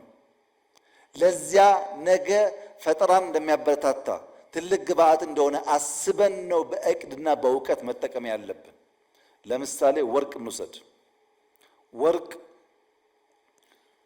በ2012 ኢትዮጵያ ኤክስፖርት ያደረገችው 28 ሚሊዮን ዶላር ነው። 28 ባለፈው ዓመት ኤክስፖርት ያደረገችው 3 ቢሊዮን ዶላር ነው። በጥቂት ዓመታት ውስጥ ምን ያክል የማምረት አቅሙ እንዳደገ አስቡት። ጋዙም ፈርቲላይዘሩም ብረቱም ምናምን እየወጣ ሲሄድ ይሄ በልካል። ኢትዮጵያ ከርስ አይደለም ብቻ ሳይሆን የጋዝ የሰማችሁት ነው፣ የማዳበሪያ የሰማችሁት ነው፣ የመስታወት በቀደም አይታችኋል። መስታወት ካስጀመረች፣ ማዳበሪያ ካመረተች፣ ለትራንስፖርት ጋዝ ካወጣች፣ ኢነርጂ ካመረተች ጌታ ነች ማለት ነው። ጌቶች የምትባል ሀገር። ይሄ የውጭ ምንዛሪ ፍላጎታችንን ይገለብጠዋል። ስለዚህ ማይኒንግ በእቅድና በእውቀት መመራት አለበት። ክልሎች እና የማይኒንግ ሚኒስትሪ ጥንቃቄ ማድረግ ያለባችሁ ላይሰንስ ስትሰጡ ነው። አቅም ያላቸውን ለይተን አጥንተን፣ እንዲያ ካልሆነ ጥፋት ስለሚያስከትል ሚኒስትሪውም ክልሎችም ጥንቃቄ ያድርጉ። ትልቅ ሀብት ነው፣ እንጠቀምበት። ብልጽግናችን ለማስፈንጠር የሚያገለግል ቱል ይሆናል። ኢንዱስትሪ 3 ዓላማዎች አሉት። ኢምፖርትን መተካት ቢኮዝ የውጭ ምንዛሪ ሄዴክ ስለሆነ፣ ሁለተኛ በኤክስፖርት መቃኘት፣ የምናመርተው ምርት በዓለም ገበያ ውስጥ ተወዳዳሪ እንዲሆን አድርጎ መቃኘት፣ ሶስተኛ ሌሎች ዘርፎች ማገዝ፣ ኢንፑት ፕሮዲውስ ማድረግ። ከመዛባት ወደ ማንሰራራት ማደግ አለበት። ተዛብቷል ኢንዱስትሪው። ላይሰንስ ሰጥተናል፣ መሬት የለም። መሬት አለ፣ ኢነርጂ የለም። ኢነርጂ አለ፣ ፋይናንስ የለም። ይሄ የተዛባውን ኢንዱስትሪ በቅርበት መርተን እንዲያንሰራራ እናድርገው። አንድ መንግስት እንባል የተካነው ከልካይነት ነው። ከልካይነትን ቀንሰን አስቻይነትን እናብዛ። ፕራይቬት ሴክተሩ እንዲሰራ የሚያስችል አውድ እንፍጠርለት፣ እንደግፈው። ካልደገፍ ኢንዱስትሪ አያንሰራራም። ካላንሰራራ ነው ብልጽግና አይመጣም። እና ከከልካይ ወደ አስቻይ እንሸጋገር። ከመንግስት መር የኢንዱስትሪ ጉዞ ሚዛናዊ ትብብር እናረጋግጥ። መንግስት ሚናውን ፕራይቬቱ ሚናውን ይጫወትና በጋራ ፈጠራን አሳልጠን እድገት እናምጣ። ከተነጣጠለ ወደ ተሰናሰለ ወደ ተሳሰረ እንውሰደው። እያንዳንዱ የቴክስታይል ምርት ግብአት የሚሆነውን አንድ ኢንፑት ከለየን በኋላ ለዚያም ሰው ፈልገን እናምርት። መሬት አለ፣ ጥጥ አለ፣ ጋርመንት ግብአት ያገኛል። ጋርመንት ከተሰራ ቴክስታይል በቀላሉ ለስሙ ግብአት ያገኛል። ይህን ማሰናሰል የኛ ስራ ይሁን። በተናጠል ያሉ ምርቶችን እያገናኘን ከኤ እስከዚህ በተግባቦት በውስጥ እንዲመረት ማስቻል አለብን። ከብድር ወደ ኢንቨስትመንት እንቀይር። በብድር በኮመርሻል ሎን የመጡ ኢንቨስትመንቶች ኢትዮጵያ ውስጥ አዋጭ አልነበሩም። ኢንዱስትሪያል ፓርክ አዳማ፣ ኮምቦልቻ፣ ሐዋሳ፣ ባህር ዳር፣ ደብረ ብርሃን፣ ጅማ፣ ሌላም ቦታ ሰመራ ተበድረን የገነባ ነው። በብድር በዶላር ግለሰቦች መስራት እየቻሉ በውጭ ምንዛሪ በብድር ካመጣን በኋላ ሰዎቹ ታክስ አይከፍሉም። መንግስት ዕዳ እየቀፈቀፈ ለትውልድ ወረት ማኖር ሲገባን ዕዳ የምናቆይ ከምንሆን ፕራይቬት ሴክተሩን ብናግዝና ሀብቱ እንዲያወጣ ብናደርግ ለሀገር ዕዳ ሳናመጣ ከብድር ወደ ኢንቨስትመንት ሊያድግ ይችላል።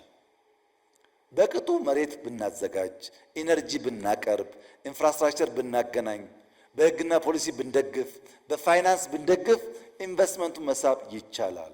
ራሱ ፎሬን ዳይሬክት ኢንቨስትመንት አፕሮቻችን መቀየር አለበት። በመደዳው ኢንቨስትመንት ሳይሆን መርጠን የሚያግዘንን ሰው እናምጣ።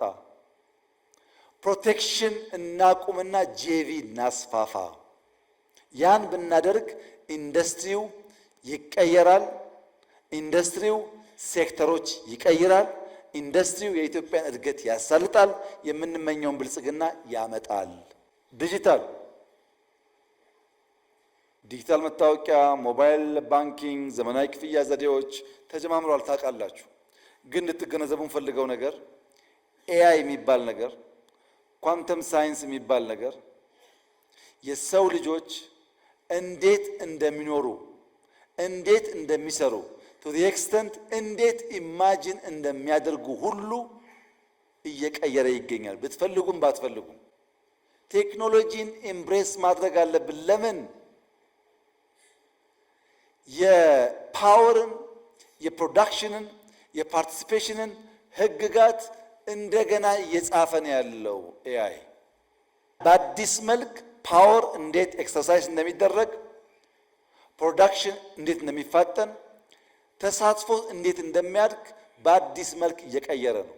ፋይዳ፣ ፓስፖርት፣ መሶብ፣ ሞባይል ባንኪንግ፣ ዘመናዊ ክፍያ ዘዴ፣ የከስተም ኦቶሜሽን፣ ገቢዎች፣ ኢፍሚስ በመላ በሀገር ውስጥ አቅም እየጎለበተ እያደገ መሄድ አለበት። አንዱ ታርጌት በኋላ አስቀምጣለሁ። አንዱ ታርጌት ቱሪዝም ስንት ፐርሰንት ኤአይ ተጠቅሟል? ፋይናንስ ስንት ፐርሰንት ኤአይ ተጠቅሟል? ግብርና ምን ያክል ተጠቅሟል? ያንን መለካት ካልጀመርን ምንም እንኳን ዘመን ለመዋጀት ብንፈልግም አንደርስበትም።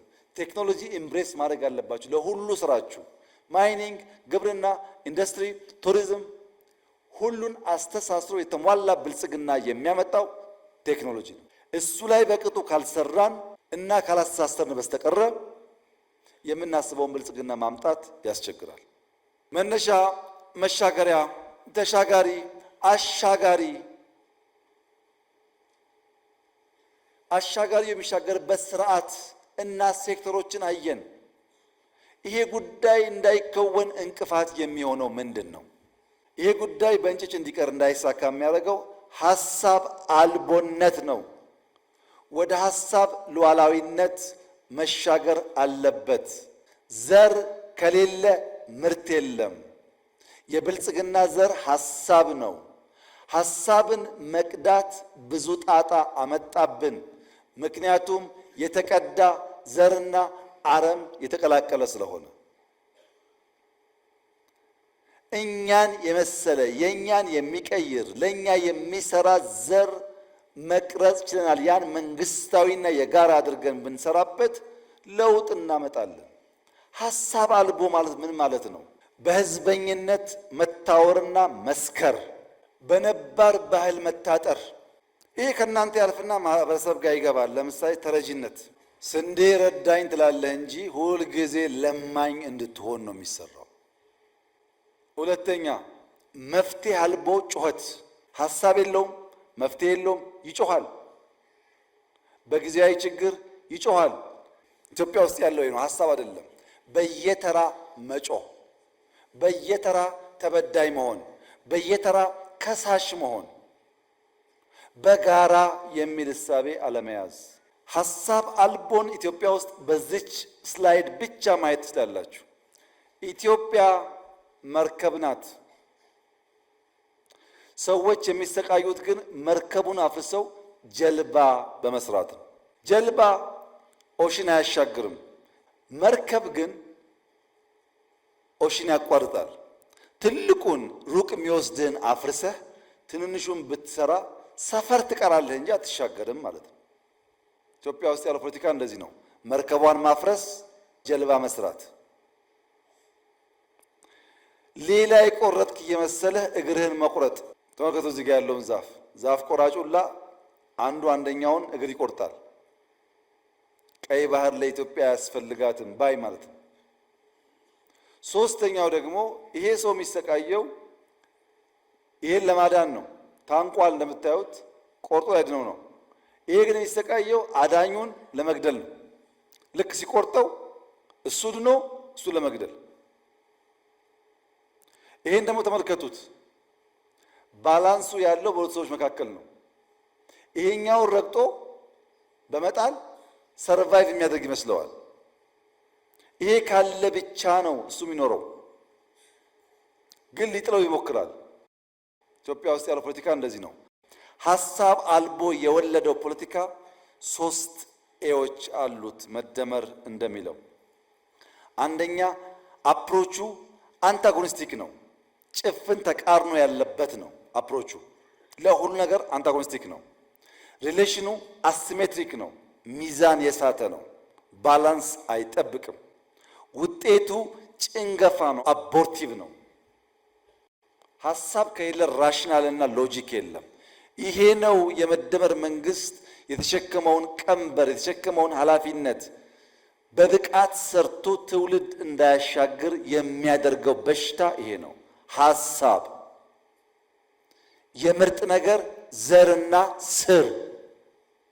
ስርና ዘር ሳትቀበል ግንድና ፍሬ ለመልቀም መሞከር ውጤታማ አያደርግም።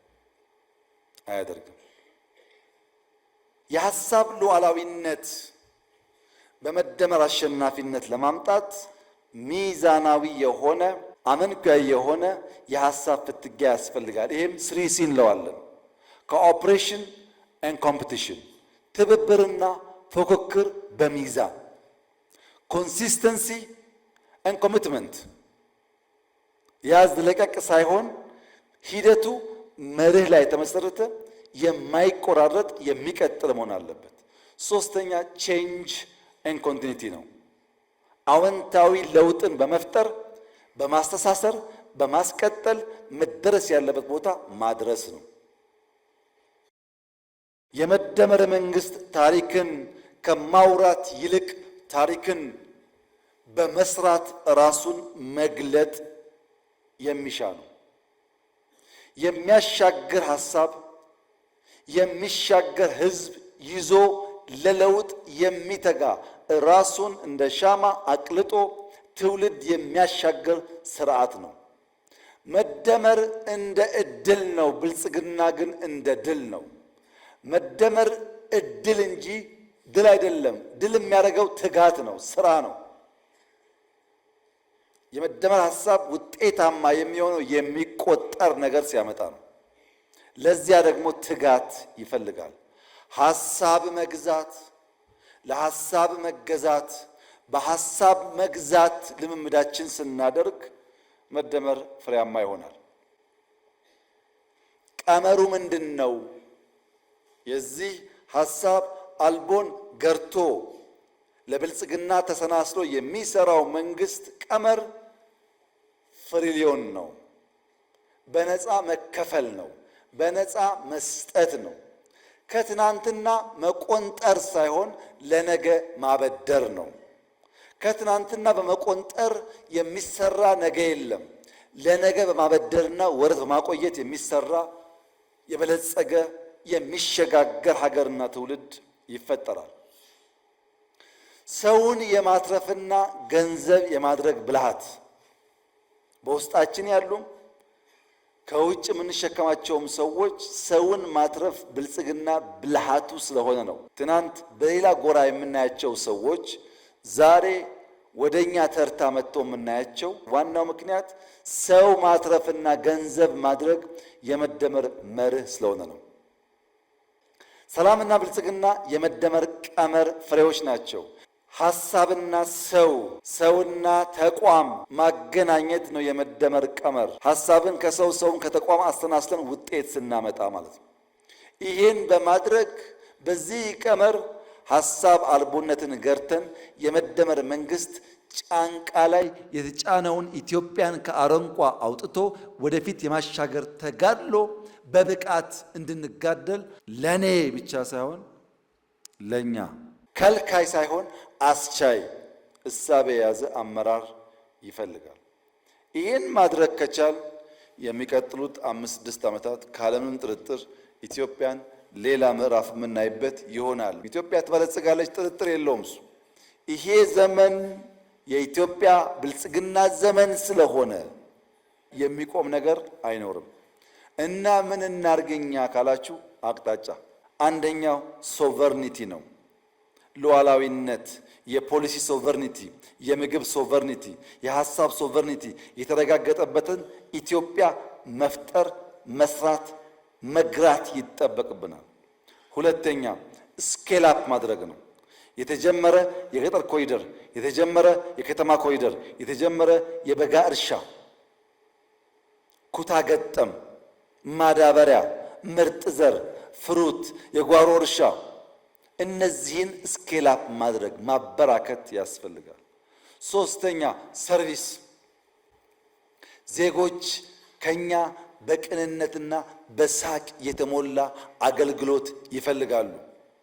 የአይን ከለር እያየን መርጠን ሳይሆን ለዜጎች በሙሉ የሚሰጥ በፈቃድ ላይ የተመሰረተ ሰርቪስ ፕሮቫይደርስ እንድንሆን ይፈልጋሉ። አገልጋይነት ያልተላበሰ አመራር ብልጽግናን ማረጋገጥና ሀገር ማሻገር ይቸገራል። አራተኛ ሰስቴይን ማድረግ፣ የተገኙ ድሎች፣ የተገኙ ውጤቶች፣ የተገኘ ሰላም ተመልሶ እንዳይደፈርስ ሰስቴይን ማድረግ። አምስተኛ ሴትል ማድረግ፣ ለሚቀጥለው ምርጫ አስቻይ ሁኔታ መፍጠር፣ ምቹ ሁኔታ መፍጠር። እነዚህ ሲሳኩሳ ስድስተኛው ሲ ይመጣል ማለት ነው። እነዚህን ትንሽ በተን ላርጋቸው። አንደኛ የመቀነስ ግቦች፣ ኑሮ ውድነት እንቀንስ፣ ሲንግል ዲጂት እናስገባ፣ ያመረትነውን ከኮንትሮባንድ ታድገን፣ የገበያ ትስስር ፈጥረን፣ የከተማው ድሃ በደላሎች እንዳይመሰቃቀል በማድረግ የተረጋጋች ሀገር ለመፍጠር ስለሚያግዝ በርብርብ ኑሮ ውድነትን ሲንግል ዲጂት እናስገባ፣ መቀነስ። ሁለተኛ ሌብነት መቀነስ፣ መሬት ቸብቻቢው፣ ፍትህ ቸብቻቢው፣ ወርቅ ቸብቻቢው እንዲቀንስና ወደ ሀገር ሀብት እንዲገባ ማድረግ። እንደ ሀገር ዘረፋ ስላቆምን እንዳያችሁት አይነት ስራዎች ተሰርተዋል። ኢንዲቪጁዋል ሌቦች ብንቀንስ ደግሞ የሀብት መልሶ ለሀገር ልማት ይውላል። ሌብነት መቀነስ ያስፈልጋል። ሶስተኛው መንደርተኝነት መቀነስ። በመንደር ተከበን ያለን ሰዎች እንደግ፣ እንብቀል፣ እንውጣ። በመንደር ታጥረን ከቀረን ብልጽግናን አናረጋግጥም፣ እንቆራቆዛለን። ከመንደር ሳቤ ከወረደ ሳቤ ያለውን አመለካከት እንቀንስ። አራተኛ ጠባቂነት እንቀንስ። እነዚህ የመቀነስ ግቦች ናቸው። የዜሮ ግቦች ደግሞ አሉ። የቅድሙ መቀነስ ነው። የዜሮ ግቦች 5 ናቸው። ዜሮ ተረጂነት፣ ዜሮ መሬት ጾም ማሳደር፣ ዜሮ ተፈናቃይ፣ ዜሮ ኮንትሮባንድ፣ ዜሮ ሽፍታ። ይህን የኢትዮጵያን ብልጽግና ለማረጋገጥ የዜሮ ግብ አድርጎ እያንዳንዱ ወረዳ በሱ ዞን ተረጂነት ዜሮ፣ የማይታረስ መሬት ዜሮ፣ የሚፈናቀል ዜጋ ዜሮ፣ ኮንትሮባንድ ዜሮ፣ ሽፍታ፣ ሌባ፣ አጭበርባሪ ዜሮ ካደረገ እንድናድግ ያግዛል። ማን? እያንዳንዱ ወረዳ የራሱን። ከዜሮ ግቦች ደግሞ የአንድ ግቦች እንይ። አንድ ገጠር ኮሪደር በወረዳ እያንዳንዱ ወረዳ ሞዴል የሚሆን ገጠር ኮሪደር በራሱ ወረዳ ይስራ። ከመንገድ የሸሸ ባዮጋዝ የሚጠቀም አንድ መንደር ይስራ። እያንዳንዱ ወረዳ ህዝቡን ካስተባበረ ይችላል። በወረዳ አንድ የገጠር ኮሪደር፣ እያንዳንዱ ወረዳ አንድ የምርት ማከማቻ በወረዳ ይስራ። ይህ ምርት ማከማቻ የግድ ህንፃ መሆን የለበትም። የግድ ትልቅ መሆን የለበትም። ቢያንስ ግን እያንዳንዱ ወረዳ ከሚመረት ምርት እንዳይባክን ማከማቻ በየወረዳው ይስራ። በቆሎ የሚያመርት ለበቆሎ፣ የሰሊጥ ለሰሊጥ፣ የኑግ ለኑግ፣ የስንዴ ለስንዴ፣ የሩዝ ለሩዝ ማከማቻ ለወረዳው የችግር ጊዜ የሚሆን ድሮ ወላጆቻችን የክፉ ቀን የሚሉት ማለት ነው። እሱን እንገንባ። ከተረፈስ ለገበያ እናውጠዋለን፣ ወደ ሌላ ወረዳ፣ ወደ ሌላ ከተማ። እያንዳንዱ ወረዳ አንድ ኮሪደር፣ አንድ የምርት ማከማቻ ቢሰራ፣ እያንዳንዱ ዞን አንድ የቱሪስት መዳረሻ ቢሰራ፣ ያ የቱሪስት መዳረሻ ጎርጎራን ማከል የለበትም፣ ወንጪን ማከል የለበትም። ፋውንቴን ካለ ግድ የለም ቡና መጠጫ ብቻ በጎጆ በድንጋይ በኮብልስቶን ወኮይ ስራበት፣ ጠብቀው። ሞር ስታገኝ ሞር የሚያይ ሲመጣ ይሰፋል። ግን ቢያንስ ባንተ ዞን አንድ ሰዎች ሄደው የሚያርፉበት፣ ያ የሚያርፈው ሰው የግድ ከሌላ ዞን አይደለም፣ ካንተው ወረዳ በዞናቸው ብዙ ወጪ ሳይወጡ የሚያዩበት ቦታ መስራት። ለምሳሌ ልክ እንደ አንበርቾ የሰሩት እዛ ያለው ከንቲባ የሰራው አስደናቂ ስራ ነው። እዛ አካባቢ ያለ ሰው ይዝናናበታል። እናንተ ብትሄዱ መጥፎ ነገር አይደለም። የተሰራው ግን በከንቲባው በዞን አመራር ጥረትና በህዝብ ብቻ ነው። አንድ በዞን የቱሪስት መዳረሻ፣ አንድ የእንስሳት ጤና ማዕከል በአርብቶ አደር ዞን፣ አርብቶ አደር ዞን ላይ አንድ የእንስሳት ጤና ማዕከል መገንባት፣ አንዳንድ በወረዳ አንዳንድ በዞን ማለት ነው። አንድ የመሶብ አገልግሎት በከተማ ከተሞች ደግሞ አንድ የሽያጭ ማዕከል በከተማ ሽያጭ ማዕከልና መሶብ ከሰራ፣ ዞን አርብቶ አደር ከሆነ የእንስሳት ጤና ማዕከል፣ አርሶ አደር ከሆነ የቱሪስት መዳረሻ፣ ወረዳ ገጠር ኮሪደር፣ የምርት ማከማቻ፣ ክልል ጋር ሲደርስ ግን አንድ ስትራቴጂክ ኢንቨስትመንት በክልል የሆነ ሰው ሀንት አድርገን ስትራቴጂክ የሆነ ኢንቨስትመንት የክልሉን ነገር የሚቀይር ኢንቨስትመንት ማምጣት። 20 አያስፈልግም። አንድ አግሮ ፕሮሰሲንግ ማዕከል በክልል መገንባት። አግሮ ፕሮሰሲንግ የግድ ትልቅ መሆን የለበትም። መጠነኛ ሆኖ የግብርና ምርታችን ፕሮሰስ የሚያደርግ፣ አርብቶ አደር ከሆነ የወተት የስጋ ምርታችን ፕሮሰስ የሚያደርግ አንድ የአግሮ ፕሮሰሲንግ በክልል መቀነስ አየን፣ ዜሮ አየን፣ አንድ አየን። 2 ድጅትና ከዛ በላይ እድገት ማረጋገጥ የሚገቡን ግቦች፣ አንደኛ የሌማት ትሩፋት፣ በተለይ አርብቶ አደር አካባቢ ግመል ያለበት ዶሮ መጨመር፣ አሳ መጨመር። የሌማት ትሩፋት የእንቁላል ምርታችንን በ2 ድጅት ማሳደግ መቻል አለብን። ፕሮቲን በበቂ ካላመረትን፣ ኒውትሪሽን በበቂ ካላመረትን ያልቀነጨረ ትውልድ አንፈጥርም። የቀነጨረ ትውልድ ደግሞ ብልጽግናን ሰስቴን ማድረግ አይችልም። ዳብል ዲጂት ኩታገጠም አሁንም ይቀረናል። በየሄድንበት የምናየው አሁንም የኩታገጠም ስራ በቂ አይደለም። የግብርና ቢሮዎች፣ የክልል ፕሬዝዳንቶች የኩታገጠም ስራ በበቂ አልተሰራም። ቢያንስ ዳብል ዲጂት ግሮዝ ያስፈልገዋል። ለምን? እሱን ስናሳካ ምርታማነት ስለሚያድግ። 3ኛ የበጋ እርሻ ቢያንስ 10% ቢያንስ ነው። የበጋ እርሻ ጦም ባደሩ መሬቶች ማስፋት፣ በፓምፕ በመጠነኛ ኢሪጌሽን ማብዛት ካልቻል ሰው እየጨመረ ስለሆነ የአሁኑ ምርት በቂ አይደለም። 4ኛ ኢንዱስትሪ የቆመ በማስነሳት በውስን አቅም የሚሰራው አቅም በማሳደግ አዳዲስ በመጨመር ቢያንስ 10% እና ከዚያ በላይ ግሮዝ ማረጋገጥ አለብን። ኢንዱስትሪ ጋር ተጠግተን ችግሩን ፈተን አግዘን እድገት ከደብል ዲጂት ላይ ማረጋገጥ አለብን። 5ኛ ማዕድን ከፍተኛ ፖቴንሻል በየቦታው አለ። ይሄ ፖቴንሻል በአርቲዚያን መልክ በኮንትሮባንድ እንዳይወጣ ቢያንስ 10% ማደግ አለበት። ወርቅም ይሁን ፖታሽም ይሁን ታንታለም ይሁን ሊቲየም ይሁን ማንኛውም የማዕድን ውጤት 10% አድጎ የኢትዮጵያን ብልጽግና እንዲያረጋግጥ ማስቻል አለብን። ይሄ ተደምሮ የ10% እና ከዚያ በላይ የጂዲፒ እድገት መረጋገጥ አለበት እንደ ሀገር ማለት ነው። እያንዳንዱ ዞን 10% ግሮዝ፣ እያንዳንዱ ክልል 10% ካለ እንደ ሀገር አስተናስለን ላቅ ያለ እድገት እናመጣለን።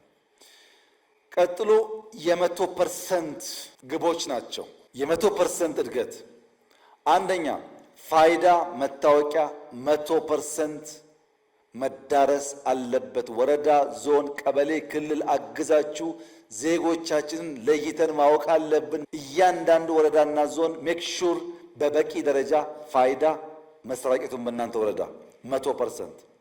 5 ሚሊዮን ኮደርስ በጣም ክሪቲካል ስራ ነው። 100% መሳካት አለበት።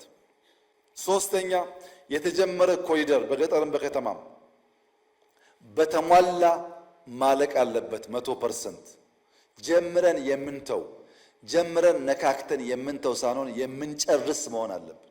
አዲስ ለመጀመር የጀመርናቸውን በገጠርና ከተማ ኮሪደሮች 100% ማሳካት። አራተኛ የገበታ ለትውልድ ፕሮጀክቶች 100% ተጠናቀው ሰርቪስ ፕሮቫይድ ማድረግ አለባቸው። ከገራ አልታ እስከ አርባ ምንጭ፣ ከጅማ እስከ ሸበሌ፣ ከፓልም እስከ ደንቢ ያሉ የገበታ ለሀገር ስራዎች 100% ተጠናቀው ሰርቪስ ፕሮቫይድ ማድረግ አለባቸው። ሌላ 100% የምርጫ ምቹነት ማረጋገጥ አለብን። ሰላም የለም ምርጫ አያስፈልግም ምናምን የሚባል ነገር ስርዓት መንግስት ለማዳከም ለማፍረስ እንደ ኢንትሪ ፖይንት የሚሰራ ስለሆነ እያንዳንዱ ወረዳ፣ ዞን፣ ክልል ራስን መፈተሽ ያለብህ ሌጂቲሜት ለመሆን ምርጫ ዴሞክራሲያዊ ለሁሉም ኃይሎች አስቻይ እንዲሆን መስራት ነው።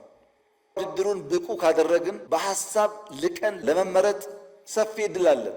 ያ እድል የሚበላሸው አስቻይ ምቹ ሁኔታ መፍጠር ካቃተን ነው። የመጨረሻው የሲቪል ሰርቪስ ሪፎርም በየደረጃ 100% ተከውኖ በኦሮሚያ ያያችሁት የቀበሌ ሰርቪስ የመስጠት ስርዓት በኦሮሚያም ሰፍቶና አድጎ በሌሎቻችሁም ተጀምሮ የሲቪል ሰርቪስ ስርዓታችን 100% መሟላት አለበት። ቀነስን፣ 0 አልን፣ 1 አልን፣ 10 አልን፣ 100 አልን። አሁንስ ለውጥ የሚያስፈልግባቸው ኤሪያስ አንደኛ የአመራር ለውጥ። የአመራር እሳቤ ለዓላማ የተገዛ በዓላማ የሚሰራ ክሊክ የማይሰበስብ የሚሰራ የሚያበረታታ ከቢሮ ወጥቶ የሚሰራ የማይኮፈስ የአመራር ቲንኪንግ አቲቲዩድ አሰራር ለውጥ ያስፈልጋል። ሁለተኛ የተቋም ለውጥ። አመራር ብቻ ሳይሆን ተቋሞቻችን የተሰጣቸውን ተልዕኮ ለመከወን የሚያስችል ለውጥ ያስፈልጋቸዋል። የተሰሩ ሪፎርሞች፣ ስልጠናዎች፣ ስራዎች በተጨባጭ በተቋም ፍሬ መታየት አለባቸው። ሶስተኛ የባህል ለውጥ። ምቀኝነት፣ ሸረኝነት፣ መንደርተኝነት፣ ቅናት፣ አለመስራት፣ አለመትጋት አደገኛ ባህል ናቸው። ይቀነሱ፣ ይለወጡ፣ ይሻሻሉ። የትውልድ ግንባታ ልጆች ኳስ ሜዳ እንዲውሉ፣ በእግራቸው እንዲሄዱ፣ ትምህርት እንዲያጠኑ፣ መምህራን ኤክስትራ ሰዓት እንዲያስጠኑ፣ የትምህርት ኳሊቲ እንዲያድግ፣ መልካም አገር እንዳላቸው በተቀናጀ መንገድ እንዲጎበኙ፣ እንዲያዩ፣ አገራቸውን እንዲወዱ፣ እንዲጠብቁ ማስቻል፣ የሀገር ቫልዩ ማሳየት፣ ከተቻለ ከክልል ክልል ጉብኝት ማዘጋጀት፣ ኢትዮጵያ ታይታ የማትጠገብ የምትወደድ የምታድግ አገር መሆኑን እያመነ እያወቀ እንዲያድግ ማድረግ። ሌላ ኤአይ አጠቃቀም። እያንዳንዱ ተቋም ጤና፣ ትምህርት፣ ኢንዱስትሪ፣ ግብርና፣ ሁሉም ሴክተር ስንት % ኤአይ ተጠቀምኩ የሚል እንደ ግብ ማስቀመጥ አለበት። የኤአይ አጠቃቀማችን ካላደገ የምናስበውን ትራንስፎርሜሽን ትስስር አናመጣም። ሁሉም በዘርፉ ግብ ይዞ ማሳካትን ተልዕኮ ማድረግ አለበት። ሲጠቀለል መደመር ትውልድን ወደ ብልጽግና የሚያደርስ መንገድ ነው። የመደመር መንግስት ለሀገር ብልጽግና ባላደራ ሆኖ ብዙ ተሸክሞ ብዙ ደክሞ ብዙ ተክቶ የማሸጋገር ኃላፊነት ያለበት መንግስት ነው። አሻጋሪ መሆን ከፍተኛ ኃላፊነት ነው። ወደን ፈቅደን ፈልገን የምንሸከመው ኃላፊነት ነው። አሻጋሪዎች መድከም፣ መቁሰል፣ መሰደብ፣ መጎሳቆል ሊኖር ይችላል። ግባችሁ ማሻገር ብቻ መሆን አለበት። ፈተናው ከባድ ነው። ካሳካችሁት ግን ፍሬው ጣፋጭ ነው። በፈጠራና ፍጥነት ጥራትንና ብዛትን እውን ለማድረግ መትጋት ነው የመደመር መንግስት ቁልፍ ስራ። በብዝሃ ዘርፍ ትስስር እያንዳንዱ ዘርፍ አንደኛው ለአንደኛው ኢንፑት ግብዓት እየሆነ አንደኛውን እየደገፈ ወደ ስልጣኔ የምናደርገውን ጉዞ የሚያፋጥን መሆን አለበት። የሚቆም ጎማ፣ ወደ ኋላ የሚሽከረከር ጎማ፣ ሳይዙ አብጦ ሌላ የሚያቀጭጭ ጎማ ሳይሆን ተመጣጥኖ ተለካክቶ ወደ አንድ አቅጣጫ በእኩል ተሞ ብልጽግናን በየቀኑ እውን ለማድረግ የሚተጋ መሆን አለበት። የሐሳብ ሉዓላዊነት፣ ሐሳብን እንደ ዘር እንደ መነሾ መውሰድ የብልጽግና መሰረት ነው። በነበራችሁ ቆይታ የተገኙ ሐሳቦች እርስ በርስ ስትወያዩ በገለጻ ባያችሁት የሐሳብ የእያንዳንዱ አመራር ስንቅ ሆኖ ግብዓት ሆኖ አቅም ሆኖ ያን አቅም ይዛችሁ ሄዳችሁ የተቋማችሁ ምልክት፣ አሰራር፣ ስርዓት አድርጋችሁ ተቋም ከተቋም አሰናስለን ኢንቴግሬሽን ፈጥረን አይዲያ ኢንዲቪጁዋል ኢንስቲትዩሽን ኢንቴግሬት ማድረግ እንዲችሉ ካስቻል በልበ ሙሉነት በአካባቢያችሁ ስራችሁን ከሰራችሁ በ2036 ኢትዮጵያ ከአፍሪካ ቀዳሚውን ኢኮኖሚ ትይዛለች።